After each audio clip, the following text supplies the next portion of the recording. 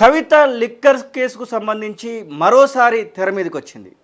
Rows Avenue court పూర్తిస్థాయి నిర్దోషులుగా చెప్పుకుంటూ వారిని అయితే నిర్దోషులుగా ప్రకటించినటువంటి నేపథ్యంలో సిబిఐ మరొకసారి హైకోర్టుకు వెళ్ళింది.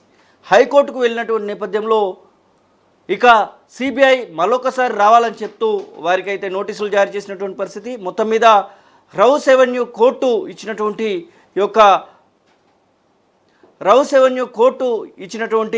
ఈ యొక్క తీర్పు ఏదైతే ఉందో దాన్ని మరొకసారి అప్పీల్ చేస్తూ సిబిఐ కోర్టుకు వెళ్ళినటువంటి సందర్భం. మొత్తం మీద సిబిఐ కోర్టుకు వెళ్ళింది. ఇక దానికి సంబంధించి నిర్దోషిగా ఫిబ్రవరి 27, 2024న ఢిల్లీలోని Rouse Avenue court liquor scam కేసులో కవితతో పాటు అరవింద్ కేజ్రీవాల్, మనీష్ సిసోడియా వీరితో పాటుగా 23 మందిని నిర్దోషులుగా ప్రకటిస్తూ ఒక తీర్పు అయితే వెలువడించినటువంటి పరిస్థితి. ఇక హైకోర్టులో ట్రయల్ కోర్టు ఇచ్చినటువంటి తీర్పును సిబిఐ ఢిల్లీ హైకోర్టును మరొకసారి సంప్రదించింది, దాన్ని సవాల్ చేస్తూ. ఇక తాజాగా ఈరోజు మళ్ళీ దానికి సంబంధించినటువంటి విషయంలో ఖచ్చితంగా మళ్ళీ అపియర్ కావాల్సిందే అంటూ కవిత కట్టే నోటీసులు జారీ చేసినటువంటి సందర్భం. ఇంకా కవితకు నోటీసులు జారీ చేసినటువంటి నేపథ్యంలో కవిత ఒక సంచలన ట్వీట్ని అయితే పెట్టింది. సత్యమేమ చేసే సత్యం నాతోనే ఉంటుందంటూ తను మాట్లాడుతున్నటువంటి మాటలను కూడా మనం చూస్తూ ఉన్నాం. గతంలో కూడా పలుమార్లు తను చెప్పినటువంటి సందర్భం. కవితకు సంబంధించినటువంటి విషయంలో ఇలాంటి విషయాలు వచ్చిన ప్రతిసారి సత్యం నా తోడుగా సంపూర్ణంగా అధికారులకు సత్యం నా తోడుగా ఉంటుంది, సంపూర్ణంగా అధికారులకు నేను సహకరిస్తాను అని తను చెప్తూ వస్తున్నటువంటి సందర్భాన్ని కూడా మనం చూస్తూ ఉన్నాం. ఇక తనకు సంబంధించినటువంటి విచారణను 16వ తారీఖున ఉన్నదని ఇప్పటికే సిబిఐ కోర్టు తెలుపడంతో ఖచ్చితంగా ఆ యొక్క విచారణకు నేను హాజరవుతానంటూ తను చెప్తున్నటువంటి సందర్భం. ఇక ఢిల్లీకి సంబంధించినటువంటి ఎక్సైజ్ పాలసీ కేసు 2021, 2022లో అంటే ఆ సంవత్సరానికి ఇచ్చినటువంటి ఎక్సైజ్ పాలసీ కేసులో కొన్ని అవకతవకలు జరిగాయి, అక్రమాలు జరిగాయి. సౌత్ గ్రూప్ ద్వారా ఆమ్ ఆద్మీ పార్టీ నేతలకు దాదాపు 100 కోట్ల రూపాయలు ముడుపులు ముట్టాయి అంటూ ఈడీ అలాగే సిబిఐ రెండు కూడా ఆరోపించినటువంటి సందర్భం. ఏది ఏమైనప్పటికీ ఇటు తెలంగాణ రాష్ట్ర రాజకీయాల్లో సంచలనంగా మారినటువంటి ఈ కేసులో కవిత జైలు పాలైనటువంటి పరిస్థితి. కవిత జైలు పాలవడమే కాదు, తనకు సంబంధించినటువంటి విషయంలో ఇటు తండ్రి దగ్గర అటు పార్టీలో తనకు సంబంధించినటువంటి నెగిటివ్ అయినటువంటి సందర్భాన్ని చూసాం. కవిత వల్లనే ఎంపీ స్థానాలు కోల్పోయామంటూ, ఎంపీ స్థానాలు 0కు పరిమితమైంది కవిత వల్లనే అంటూ బీఆర్ఎస్ పార్టీ పదే ఆరోపిస్తున్నటువంటి సందర్భాలు కూడా మనం చూసాం. చివరికి కవితకు సంబంధించినటువంటి విషయంలో Rouse Avenue court clean chit ఇచ్చినప్పటికీ కూడా సిబిఐ వదలట్లేదు. సిబిఐ ఇంకా దానిలో తప్పులున్నాయి, నిర్దోషి కానే కాదు దోషి అని చెప్పడానికి ప్రయత్నాలు అయితే చేస్తూ వస్తూ ఉంది. హైకోర్టులో మరొకసారి అప్పీల్ చేయడం జరిగింది. ఇక విచారణకు హాజరు కావాల్సిందిగా తనకి నోటీసులు కూడా జారీ చేసినటువంటి సందర్భం.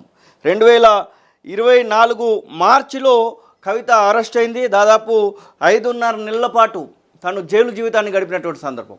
జైలు జీవితాన్ని గడిపినటువంటి కవిత చివరికి బయటకైతే వచ్చింది. ఇక గత నెలలో ఫిబ్రవరి 27న వచ్చినటువంటి తీర్పు పట్ల చాలా సంతోషాన్ని వ్యక్తం చేసింది.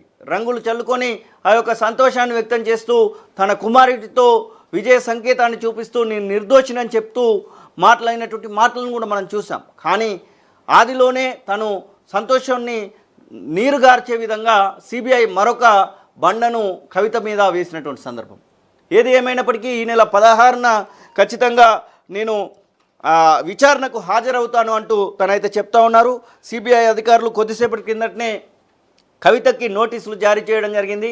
ఆ నోటీసుల్లో 16వ తారీఖున విచారణకు అటెండ్ కావాల్సిందిగా చెప్పినటువంటి సందర్భం. దానికి ఒక ట్వీట్ రిప్లై ఇస్తూ కవిత కూడా సత్యం నా వెంట ఉంటుందని చెప్తూనే ఇక ఖచ్చితంగా అధికారులకు నేను సహకరిస్తాను అనేటువంటి మాటను కూడా తనైతే చెప్తున్నటువంటి సందర్భాన్ని మనం చూస్తూ ఉన్నాం.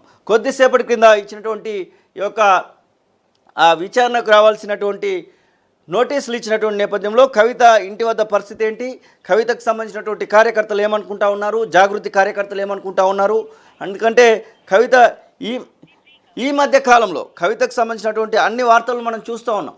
కవితకు సంబంధించి తను ఈ మధ్య కాలంలో ప్రతి విషయంలో కూడా ఇన్వాల్వ్ అవుతూ వస్తూ ఉంది. ప్రతి విషయంలో కూడా మాట్లాడేటువంటి ప్రయత్నం అయితే చేస్తూ ఉంది. ముఖ్యంగా ఖమ్మంకు సంబంధించినటువంటి వెలుగుమట్ల బాధితుల విషయంలో తను మాట్లాడినటువంటి మాటలు చూసాం. నిరాహార దీక్ష సైతం చేసింది. ఇక సిబిఐకి సంబంధించినటువంటి నోటీసుల నేపథ్యంలో కవిత ఇంటి వద్ద పరిస్థితి ఏంటో వివరించడానికి మా ప్రతినిధి సురేష్ ఫోన్ లైన్లో అందుబాటులో ఉన్నారు. సురేష్, ఏంటి కవితకు నోటీసులు ఇచ్చారు? నోటీసులు ఇచ్చినటువంటి నేపథ్యంలో కవిత ఏమంటా ఉంది? దాంతోపాటుగా కవితకు సంబంధించినటువంటి అభిమానులు, కవిత కార్యకర్తలు ఏమంటా ఉన్నారు? Thank you Srinu.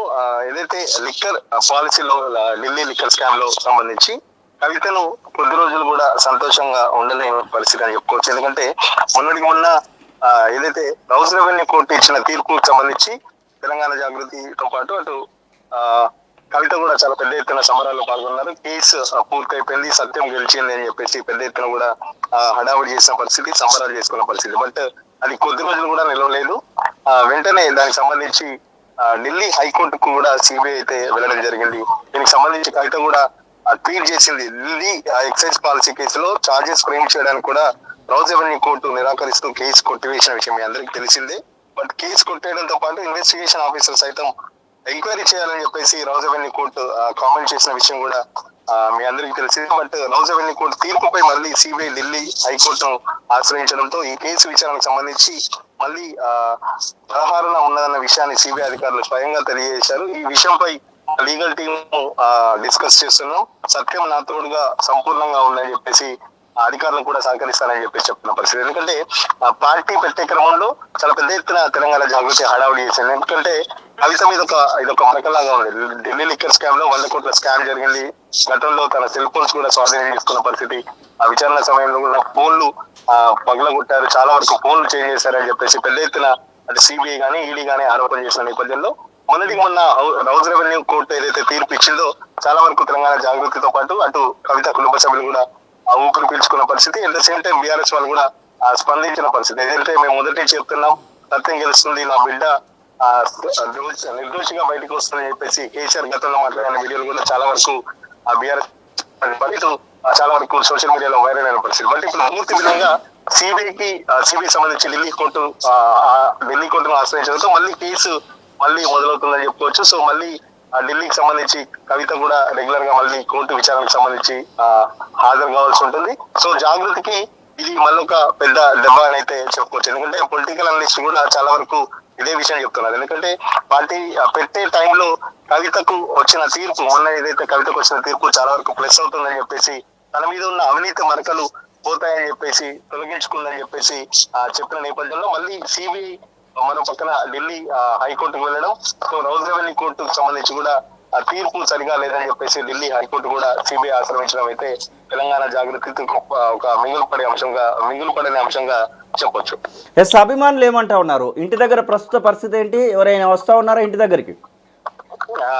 నిన్న ఏదైతే మన వెలుగుమట్ల భూదాన్ ల్యాండ్ విషయంలో దాదాపు 3 రోజులు దీక్ష చేసిన కవిత నిన్న సాయంత్రమే దీక్ష విరమించింది.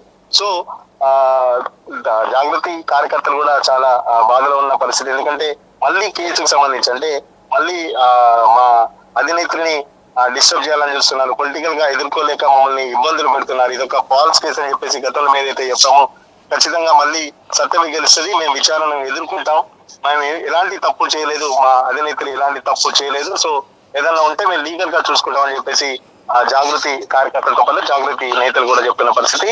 సో ఎంతైనా ఇదొక సంతోషపడే లోపే మళ్ళీ ఒక దుఃఖం లాంటి ఒక వార్త అయితే చెప్పుకోవచ్చు. సో కేసు మళ్ళీ ప్రొలాంగ్ అవుతుంది, విచారణ కొనసాగుతుంది. ఇటు పార్టీ పెట్టే టైంలో దాదాపు మే ఫస్ట్ వీక్ లో ముహూర్తం కూడా చూసుకుంది. పార్టీకి సంబంధించి ఏర్పాట్లు కూడా ఢిల్లీలో చకచకా దానికి సంబంధించి ఏర్పాట్లు కూడా జరుగుతున్నాయని చెప్పేసి మన కవిత చిట్ చాట్ లో చెప్పింది. సో మళ్ళీ పార్టీ పెట్టే క్రమంలో ఈ విచారణ గానీ హాజరవడం కానీ కొంచెం కవితకైతే ఇబ్బందికరంగా మారే పరిస్థితి అయితే ఉందని చెప్పుకోవచ్చు.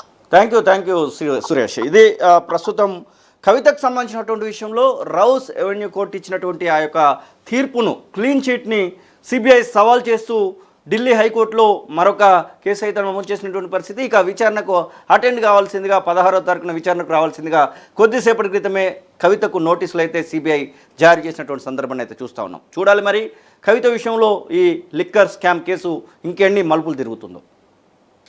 అసలైన తొలి వెలుగు. ఫాలో వాట్సాప్ @తొలి వెలుగు official.